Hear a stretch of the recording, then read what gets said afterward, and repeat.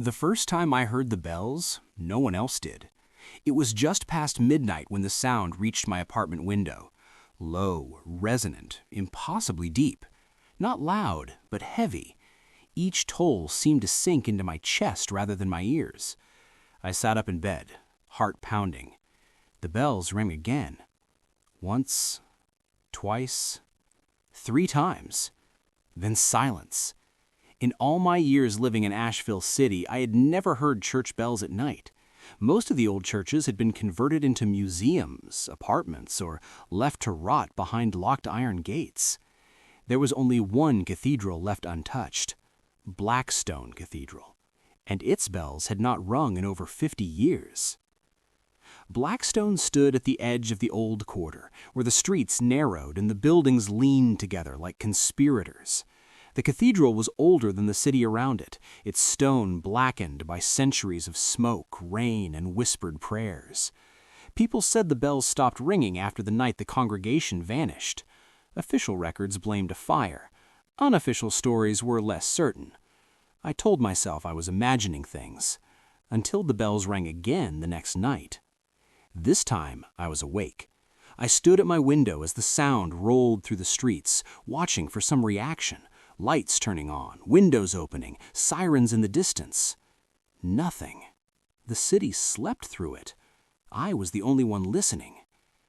I work as an archivist for the Municipal Records Office. It's quiet work, solitary by design. Old documents, old maps, old stories no one asks about anymore. The next morning I searched for Blackstone Cathedral in the records. The file was thinner than it should have been. No blueprints, no renovation permits, no maintenance records. Only death notices, pages and pages of them. Names spanning centuries, all connected by a single note written in careful ink. Last heard the bells. That night, I dreamed of stone corridors. I walked barefoot across cold cathedral floors, following the echo of bells that grew louder with each step. Candles lit themselves as I passed, their flames bending toward me like they recognized something. At the altar, I saw a door where no door should be. It was carved with names, my name among them. I woke with my ears ringing. On the third night, I followed the sound. I didn't plan to, I simply found myself putting on my coat when the bells began to toll, my feet moving before my thoughts caught up. The streets were empty. Asheville City at midnight feels like a place holding its breath. Street lamps flickered, fog curled low against the pavement.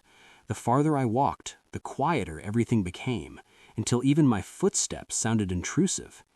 Blackstone Cathedral loomed ahead, its towers cutting into the night sky. The bells rang once more, and then the doors opened. I stood frozen at the bottom of the steps. The doors had been sealed for decades, rusted chains, city warnings, iron locks, all gone. Inside, warm golden light spilled outward, and with it came the sound of voices, soft, reverent. A congregation.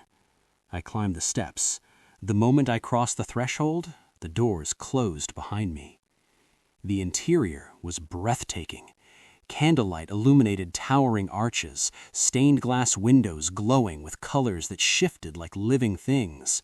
The air smelled of incense and old stone. Every pew was filled. Men and women dressed in outdated clothing, styles from different eras, all seated together as if time had folded in on itself. They turned to look at me. Every single one of them smiled. "You heard the bells," said the voice from the altar. A woman stood there, tall and pale, draped in dark robes threaded with silver. Her eyes reflected the candlelight like polished stone. "I didn't mean to intrude," I said. She smiled wider. "No one ever does." She introduced herself as the cantor. "The bells call those who can still hear them, those whose souls haven't yet gone numb." I glanced around. "Are these people alive?" Her tilted her head. "Not in the way you are." My stomach twisted. Blackstone is a threshold, a place where the living and the remembered overlap. I should have left. Instead, I sat. The service began. The congregation sang hymns I didn't recognize, their voices weaving together in a sound so rich it vibrated in my bones. The bells chimed softly between verses, each note sending a strange warmth through my chest. For the first time in years, I felt complete, seen, understood. When the cantor spoke, her words seemed meant only for me. "You feel it, don't you? The ache of unfinished things?" I nodded. She reached out and placed a hand over my heart. The bells rang. After the service, the congregation vanished. One moment the pews were full, the next, empty. Only the cantor remained. "You can return. The bells will call again." "What happens if I don't?" I asked. She smiled sadly. "Then the bells will stop for you." I returned the next night, and the night after that. Each visit the cathedral felt more familiar. The cantor taught me the hymns, showed me hidden chambers beneath the altar where names were carved into stone walls, thousands of them, people who had heard the bells, people who had stayed. "You don't carve the names," she said. "The cathedral does." I found my name already there. The city began to change. Street sounds felt distant, people's voices blurred together, food lost its taste, sleep felt optional. But inside Blackstone, everything was sharp and vivid, real. I stopped going to work. No one noticed. One night, I asked the cantor the question I had been avoiding. "What are the bells for?" She led me to the bell tower. From above, the city looked small, fragile. "The bells mark transitions, birth, death, arrival." "And now?" I asked. She turned to me. "Now they ring for you." The next time the bells rang, they were louder than ever. The city heard them. People poured into the streets, confused, afraid.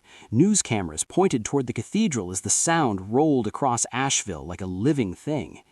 The doors opened, and people came in, hundreds of them, drawn by the bells. I watched from the altar as they entered, their expressions shifting from fear to wonder. The cantor stood beside me. "You will help guide them," she said gently. "I don't understand," I whispered. She placed something cold into my hand. A tuning fork. "The bells cannot ring themselves forever." That's when I realized something was wrong. The cantor's reflection in the polished stone floor did not move when she did. Her smile widened. "I once stood where you stand. I once heard the bells and thought I was chosen." My breath caught. "What happened to you?" She stepped back, merging with the shadows of the altar. "I stayed."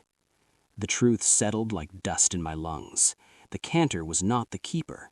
She was the last listener, and now so was I. The bells rang again.